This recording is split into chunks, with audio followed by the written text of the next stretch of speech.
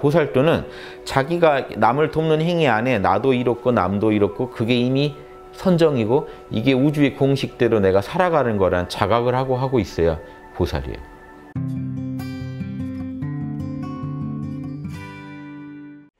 그럼 이건 하나 읽어드릴게요. 나중에 하려고 하나 뽑아놓은 글인데 예전에 쓴 글인데요.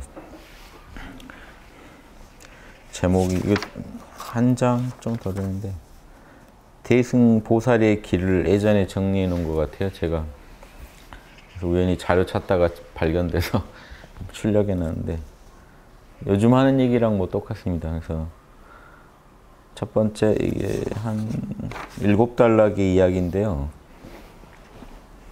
이 얘기예요. 그 소승 남방불교라고 하고 지금 부르는데 소승불교라고 하면 되게 싫어하죠. 본인들은 그냥 부처님 가르침 제일 그대로 하고 있다고 믿고 있는데 대승 쪽에서 소승이라고 하면 싫어해서 지난번 원불교 강의하는데 그쪽을 소승이라고 부르면 좀 그렇지 않은가 하는 질문이 나왔는데 제가 나는 대승 영업하는 사람이고 소승 싫어한다 이런 얘기 말씀드렸는데 왜냐하면 대승을 얘기하려면 소승을 얘기 안 할 수가 없으니까요. 그날은 대승불교로서의 원불교에 대한 얘기를 하는 자리였기 때문에 소승이라는 얘기를 안 하고 소승이 없는데 대승이 있다는 게 웃기고 대승이 나올 때 소승을 공격하면서 나왔기 때문에 그렇게 얘기 안 해드릴 수가 없는데 아무튼 뭐 소승 떼고 그 사람들의 순수한 그 입장을 뭐 존중해 주자 이런 얘기는 좋죠. 그런데 그 성격을 분류할 때 소승으로 분류할 수밖에 없는 이유도 있기 때문에 그거 좀 감안해서 보시면 아무튼 소승불교의 4가지 사법인이라는 게 있어요. 결국 부처님이 깨달은 사법인인데 지금 대승 입장에서 보면 소승 가르침밖에 안 된단 말이죠. 거기에 뭐 있죠? 뭐 재행무상 있죠. 일체계고. 무상하니까 괴롭습니다. 그래서 재범무아. 앞에 있는 게 이게 달라지는 거죠. 재행, 일체, 재법 다 똑같은 겁니다. 말만 바꿔서 하는 거예요. 같은 말로 하면 재미없으니까 모든 작용은 무상하다. 일체는 그게 일체죠. 일체의 모든 것들은 괴롭다. 그것은 모든 법들은 일체라는 건 막연한 일체가 있는 게 아닙니다. 석가모니한테 누가요? 일체가 뭡니까? 하니까 육군이라고 했다고요. 안이비설신의. 그 6가지 육군의 작용이 우리가 말하는 일체라는 겁니다. 왜냐하면 우리는 그거밖에 보고 들을 수가 없어요. 우리가 보고 듣고 거기에 보고 듣고 느끼고 맛보고 냄새 맡고 거기에다가 여러분의 생각이나 감정, 즉 마음작용을 보태는 거 요거밖에 없거든요. 그게 일체고 그게 제법이고 그게 모든 행위입니다. 요놈들은 다 무상하고 괴롭고 내가 아니더라. 그러니까 여기에 열반은 안 들어가죠.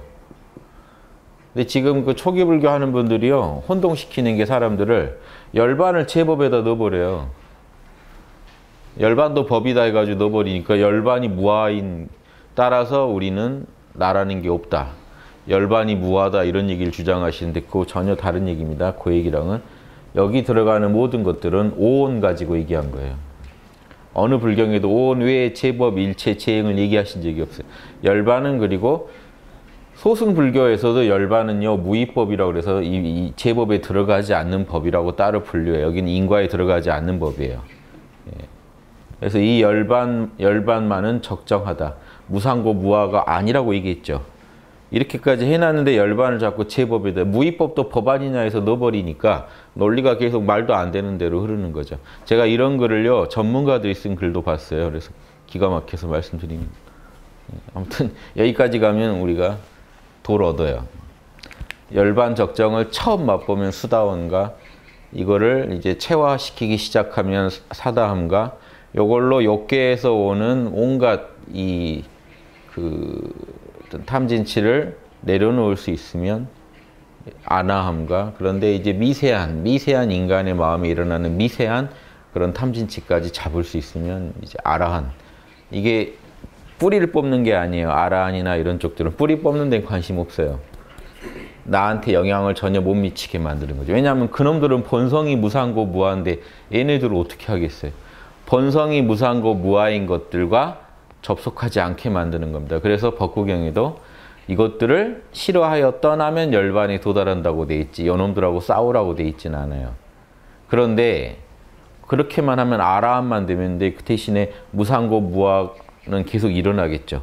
일어나는데 내 마음에 영향을 안 주게 만들 수 있는 존재라는 거죠. 아라한은. 그런데 석가모니는 거기서 안 멈추고 무상고 이 무아의 세계에 나아가서 팔정도로 요놈들 업을 정화시켜놔요. 무상고 무아인 건 어쩔 수가 없지만 카르마가 정화되면요. 요놈들이 나한테 해를 더 끼치고 중생을 돕는 도구로 쓰여요. 그래서 대승성을 꽤 갖추고 있습니다. 석가모니는. 그래서 초기 불교에서도 이걸 어떻게 얘기하냐면 분명히 아라한도 열반을 얻었고 석가모니도 열반을 얻은 거 똑같은데 이거 이 무상고 무아인 이 본성들을 어떻게 이 본성을 바꿀 수 없는 건 석가모니랑 다 똑같은데 아라한들은 자기 몸 하나 겨우 깨어나게 하는데 석가모니는 중생들을 자유롭게 가르치고 다니면서도 안 깨진단 말이에요. 그러니까 18불공법이라고 부처랑 우리랑은 18가지가 다르다. 아예 다르다 하는 게 나오고 그러면서 그 근거를 뭐로 됐냐면 석가모니가 이번 생에 열반에 들기 전에 수무량겁을 살면서 공덕을 엄청 쌓아놨다는 거예요. 카르마를. 좋은 카르마를 엄청 쌓아놓은 뒤에 이번 생에 탁 견성을 한 거죠. 견도를 하고 열반을 얻어서 탁 들어앉으니까 이번 생에 윤회가 끝나는 건 아라한인 우리나 석가모니나 똑같은데 열반을 찾은 카르마가 다르다. 서로. 그래서 그런데 우린 석가모니를 따라갈 수는 없다. 왜냐 석가모니는 그거를 그 설에 의하면 여러 겁인데 아무튼 삼무량겁을 무량겁 뭐 몇백 그 년을 그 몇백 겁을 살아가지고 그 닦아놓은 거기 때문에 우리가 어쩔 수 없다. 근데 이게 이 논리가 말도 안 되는 논리라는 게 도를 조금 닦아보시면 이 열반을 모르고 닦는 팔정도라는 거는 유루의 팔정도입니다. 그래서 이 억지로 이론을 만들어낸 거예요. 뭐냐면 석가모니가 그 전에 한 번도 열반에 들었으면 안 돼요. 이해되세요? 석가모니가 한 생이라도 좋은 일 하다가 열반에 들어버리셨으면 그 생으로 끝나버리기 때문에. 그러니까 열반에 들면 이 생이 그 생이 마지막이라는 이론을 갖고 이 이론을 전개하다 보니까 석가모니는 수무량겁을 살면서요. 이 아라한 조금만 노력하면 아라한 석가모니 얘기 듣다가도 아라한이 되는 그 아라한을 못 얻은 채로 삼무량겁 뭐 100겁 뭐 이 정도를 여러 설이 있지만 요 정도를 열반에 들지 않은 채로 고생만 하면서 카르마를 닦은 거예요. 이제 고생하다 보면 또 닦이는 거 있죠. 그러니까 그 정도를 계속 닦으시면서 열반을 견도를 안 했다는 거예요. 그래서 언제 했냐? 이번 생에 보리소 아래에서 처음 해가지고 하자마자 이제 열반에 얻어서 딱 들어앉아 버리면 윤회가 끝나버리니까 논리가 좀 황당한다는 거 아시겠어요? 요게 지금 초기 불교는 아주 기본 논리입니다. 왜냐? 석가모니가 그 전에라도 한 번이라도 열반에 들어버렸으면 윤회가 끝나버렸기 때문에 공덕만 엄청 쌓아놓고 이번에 빵 하고 터뜨렸다는 게 돼요. 아라는 공덕을 안 쌓고 이번에 빵 하고 터뜨려. 그러니까 둘 다 이번 생이 끝인 건 똑같은데 능력치가 다르다는 거예요. 이 논리가 기본 논리예요. 인도는 다 이래요. 힌두교도 다 이래요. 힌두교 그 마하르시한테 가서요. 성자들이 이상하게 성자들이 거긴 아라한과 부처는 아니지만 비슷한 거예요. 명칭들이 다 있어요. 아라한에서 부처까지 거기도 또 4단계를 나눠놔요. 힌두교도. 그러니까 아라한에서 부처급 아주 그 최고 부처급까지 4단계가 또 나뉘니까 왜 어떤 성자는 똑같이 열반에 들었는데 레벨이 다르냐는 거죠. 이 얘기를 하니까 마하리시가 그건 전생의 공덕 카르마 차이기 때문에 이번 생에 너희가 어떻게 회복할 수가 없다. 왜냐? 모두 이번 생이 끝이기 때문에. 이게 인도 가장 전형적인 논리. 이 논리를 모르고 초기 불경을 보시면 안 돼요. 그러니까 아라한은 더 닦을 수가 없는 거예요. 아라한더러 부처처럼 해봐라 해도 아라한이 생각할 때는 그 말 어떻게 듣겠어요? 뭘 모르는 소리로 들리죠. 난 이번 생이 끝인데 어떻게 닦으란 말인가? 나는 이번에 죽으면 그대로 이제 3계를 초월해 버리고서 사실상 우주에 사라지는데 열반에 들어 사라지는데 요게 이제 초기 불교 논리. 이래서 소승 불교라는 거예요. 즉 남을 구제할 필요가 사실은 없는 거예요. 그런데 아라한 중에도 남 구제 잘 해주죠. 석가모니 많이 해주셨죠. 대승보살 이상으로 열심히 한 분도 있단 말이에요. 그분은 그냥 양심 때문에 한 거지 교리상 그렇게 해야 될 이유가 없는 거예요. 사실은. 요게 소승 철학이란 그 비난을 듣는 이유예요. 즉 자기 한 사람의 해탈로 끝나버려요. 남을 도와주려고 해도 다음 생이 없기 때문에 더 도와줄 수가 없어요. 이걸 극복한 논리가 뭐겠습니까? 보살은 절대 윤회계에서 사라지지 않죠. 내가 있어야만 이 현상계가 밝아지고 내가 있어야만 카르마가 바뀌고 내가 손을 써줘야만 카르마가 새로워지기 때문에 절대 현상계를 떠나지 않는 열반을 얻었다고 해도 본래 열반인 거지 열반에 들어앉지 않는 그런 존재, 무주열반, 열반에 들어앉지 않는 존재들이 더욱 귀하다라는 사상이 나오면서 그게 보살 사상이 되니까 대승의 사법인을 또 우리가 얘기해야 되지 않겠냐 이거죠. 그래서 대승 사법인이란 말은 제가 지어낸 거지만 여기서 말한 사법인들은 역대 보살들이 제일 중시하던 4가지 가르침이에요. 딱 4가지만 있는 건 아닌데 그 중에 제가 볼 때 신기하게 요 4가지를 제일 얘기를 많이 해요. 그래서 제가 대승 사법인이라고 묶어봤습니다. 그 내용을 쓴 거예요. 대승 사법인 강의 중에 많이 얘기 드렸어요. 이 소승의 사법인을 얻고 나면 열반을 얻게 돼요. 그래서 이제 사실은 열반에 들어앉아 있다 보면 에고의 세계와 참나의 세계, 열반의 세계를 구분할 줄 알고 참나의 세계의 중심을 잡을 줄 알기 때문에 거기에 자리를 잡을 줄 알고 나니까 윤회를 초월했다 하는 기분이 드는 것도 사실이지만 거기서 끝난 게 아니라 사실은 우리는 더 무한한 이제 책임이 생기고 모든 인류를 구제할 때까지 모든 인류와 내가 본래 둘이 아니다 이런 자각을 하게 되는 그 4가지 가르침이 있어요. 요 4가지를 깨치고 나면 대승보살이 되는 거고 요것만 깨치고 나면 딱 열반에 들어가서 끝나는 가르침이 돼요. 요 차이입니다. 나의 호흡, 오감, 감정, 생각을 관찰해 보니 잠시도 멈추는 법이 없이 무상하며 방법론까지 제가 지시해 드리는 거예요. 우리 몸에 일어나는 일체의 법은요. 이 생각, 감정, 오감밖에 없기 때문에 내 생각, 내 감정, 내 오감 그리고 오감 중에 호흡을 따로 뺀 게 호흡은 독자적으로 관찰을 많이 하시니까 부처님도 호흡 관찰하셨고 호흡 요 4가지 주제를 이게 신수, 신법 이렇게 부처님이 4가지 보라고 한 거랑은 조금 다르지만 이 통해 있으니까 요 4가지를 주로 관찰하다 보니까 어떻게 된 겁니까? 무상하다. 그리고 내 뜻대로 되는 게 아니다. 내 뜻은 조금 숨 한 번 쉬고 좀 쉬고 싶은데 다시 또 쉬어야 되고 또 쉬어야 되고 생각, 감정, 오감이 다 그래요. 잠시도 안 쉬고 내 뜻대로 그게 일어나지 마라 한다고 말 듣는 것도 아니고 인연 따라 계속 일어난다는 겁니다. 이걸 관찰해 보니까 그리고 나라고 할 수 있는 것이 여기 없더라. 내 것도 아니더라 하는 걸 깨치고 나면요. 이걸 내려놓고 순수한 열반 상태, 참나 상태에 존재하게 되면 반대가 돼요. 무상하지 않고 영원하며 즉 시간 공간을 초월해서 영원해요. 그 자리에는 욕심이 없으니까 욕심이 좌절되는 일이 없죠. 늘 지복이고 그 자리는 순수한 나 자체고 우주 전체가 나랑 둘이 아닌 상태고 거기는 늘 청정한 자리죠. 상락아정의 경지에 도달하게 됩니다. 그래서 여기까지가 견성에 이르는 길이고 여기서 멈추고 여기 들어앉아 있으면 소승이라는 비난을 면할 수가 없는 겁니다. 자기 하나의 해탈에서 끝난 줄 알아요. 왜 소승이 비난받을 대상이냐면 대승에서 볼 때는요.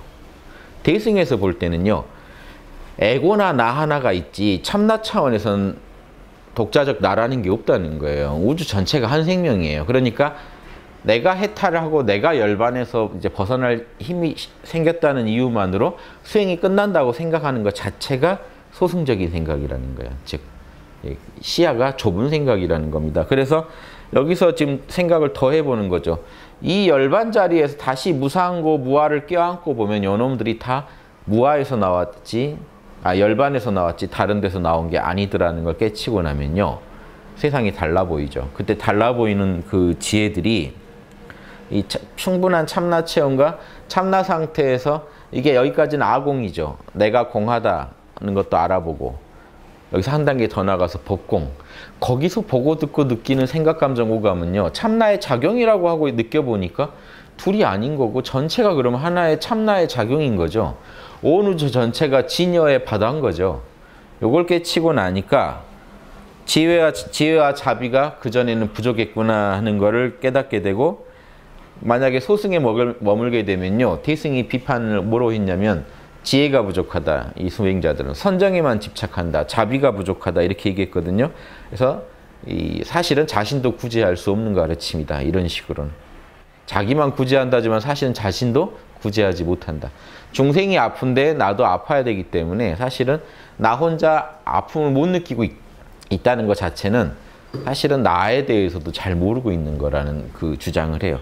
그래서 아직 이거는 열반의 맛을 본 단계고 더 나가야 된다. 자, 어떻게 나가는지 그 대승의 사법인을 제가 한번 설명해 봤는데요. 참나를 각성하여 본래 상태에서는 나와 남의 구별이 없다는 것을 명확히 체득한 뒤에 참나에서 그렇다면 현상계에서 나와 남이 찢어져 있잖아요. 현상계를 살아가는 나와 남도 사실은 모두 한 자리에서 나온 평등한 존재라는 걸 자각하게 된다는 거죠. 그래서 요거를 뭐라고 했냐면 첫 번째 자타일이요. 자타불이 그러기도 하죠. 나와 남이 근원에서 한 뿌리를 가지고 있는 한 뿌리의 여러 모습이라는 걸 알아요. 평등한. 그러니까 나만의 해탈이라는 건 애초에 있을 수 없다는 걸 알아요. 이게 자체가 소승을 완전히 반대하는 겁니다. 이 철학을 완전히 뒤집는 거예요.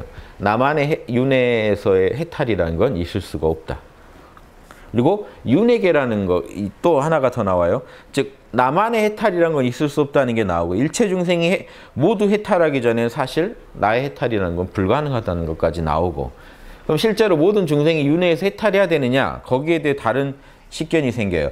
현상계란 결국 내 마음의 표현일 뿐이기 때문에 참나의 작용일 뿐이기 때문에 오직 마음이 만들어낸 것이니 내 마음에 존재하는 원리가 마음법이 현상계로 표현된 거잖아요. 그러니까 결국은 절대계와 현상계가 사실은 둘이 아니다. 진속불이라고 합니다. 진속이려도 마찬가지고요. 요게 나와버려요. 즉 윤회계를 거부할 근거가 없어져 버립니다. 보고 듣고 무상하고 움직이는 이 모든 게 참나의 작용이라고 정의하고 나니까 진속불이가 돼요. 절대계, 니르바나와 윤회계가, 현상계가 하나다라는. 니르바나라는 푸른 창공에 흰 구름이 떠다니는 게 그게 윤회계다. 결국 이 둘은 하나다.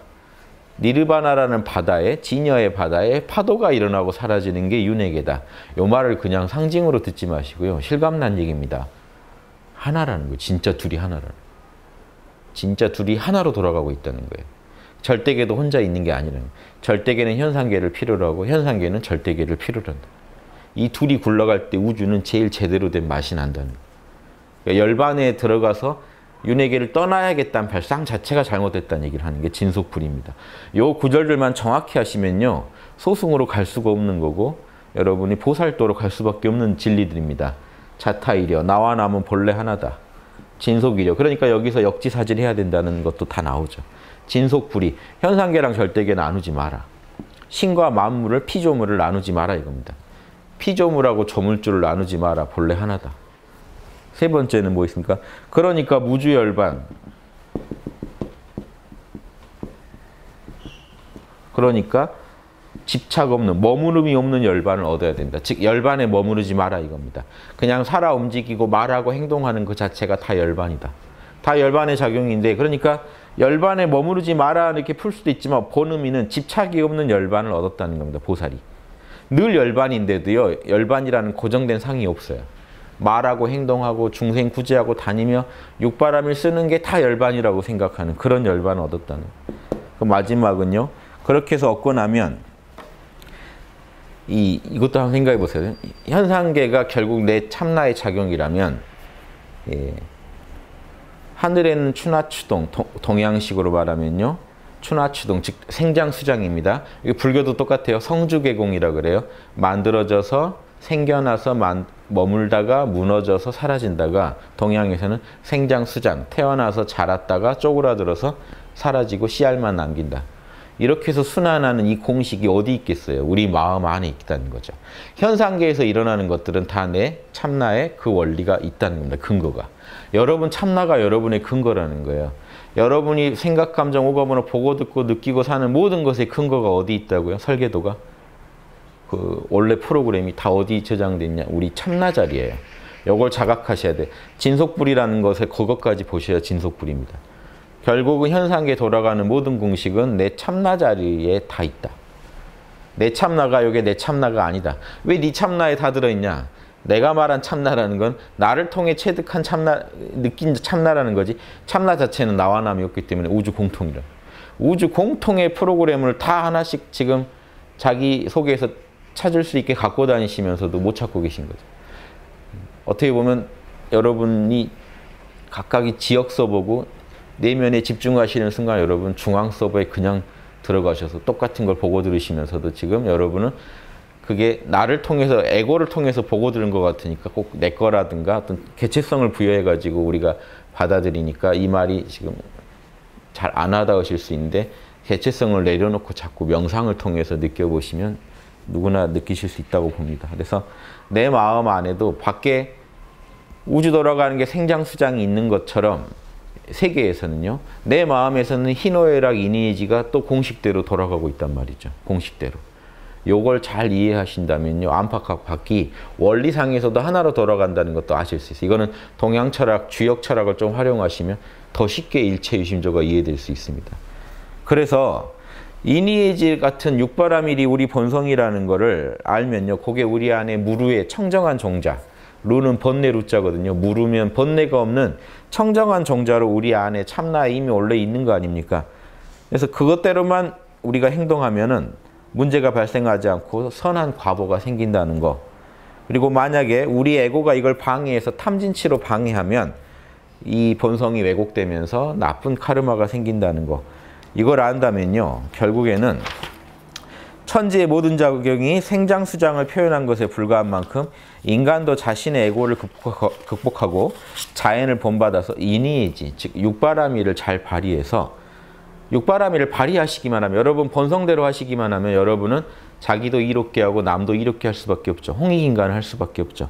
그러니까 결론은 무조건 가장 우리의 성스러운 목표는 요익중생이라는 겁니다. 불교식으로 홍익인간이죠. 요익에요. 이롤 이자 이익중생 하기도 해요. 경전마다 다양하게 씁니다. 두루중생을 구자해서 보익중생 그러기도 하고 이익중생, 요익, 넉넉 배부를 요자입니다. 아주 배부르게 도와주자 중생을. 이게요. 왜 이걸 제가 마지막에 강조했냐면 이 모든 철학을 근거로 한 여러분의 실전 지침은 나와 남 모두를 지금 이롭게 하면 돼요. 홍익인간을 실천하시면 최고의 보살인 겁니다. 홍익인간 한다는 거에는 이게 다 전제돼 있어요. 나와 남이 둘이 아니며 왜 홍익인간 하느냐 열반에 들고 말지. 아니다. 현상계는 절대랑 둘이 아니고 현상계에서 잘하는 게 진짜 도다. 그래서 현상계에서 우리가 잘한다고 하는 것 안에 이미 열반이 들어있는 거다. 따라서 우린 현상계에서 뭘 해야 되냐? 홍익인간만 하면 된다. 결론이 홍익인간이에요. 대승불교의 최고 결론이 널리 중생을 이롭게 합시다 이거예요. 우리 민족이요. 10,000년 전에 5,000년 전에 주장했던 게 널리 인간을 이롭게 하자는 거 안에는요. 현상계를 긍정하는 철학이 들어있고요. 나와 남을 둘러보지 말라는 철학이 들어있고요. 예, 현상계에서 잘하는 게 그대로 우리 본성을 구현하는 거라는 철학이 들어있습니다. 그래서 제가 이걸 선정해서 말씀드립니다. 이 단순한 얘기가 아니에요. 그러니까 이걸 이해 못한 사람은 어떻게 생각해요? 아, 왜 중생을 신경 써 그냥 열반에 들고 말지라는 얘기가 나와요. 이렇게 말한 분들은 지금 전혀 이 공식을 이해 못한 거예요. 대승의 진리들은 하나도 지금 체득을 못한 거예요. 소승의 진리들이 체득하기 쉬워요. 무상하다, 괴롭다 이건 확 와닿거든요. 에고가. 요 얘기를 하면 에고를 키워야 되는 얘기라 어려워요. 이해되시죠? 그래서 여기까지 가야 우리가 구경각이라는 게 나옵니다. 그래서 그 전에는 우리가 소승의 작은 열반 정도에 만족해서는 우리가 아라한만 잔뜩 나오면요. 아라한들이 잔뜩 나오면 사회에 도움은 돼요. 왜냐하면 그 양반들은 모든 걸 몰라 괜찮아 하고 있으니까 부작용도 있지만 또 뭔가 이렇게 뭐 돈을 뺏어가도 말 안 할 거고 뭘 해도 말 안 할 거고 사회에 크게 심각하게 문제를 안 일으키는 그런 요소가 될 수도 있어요. 사회적으로 보면.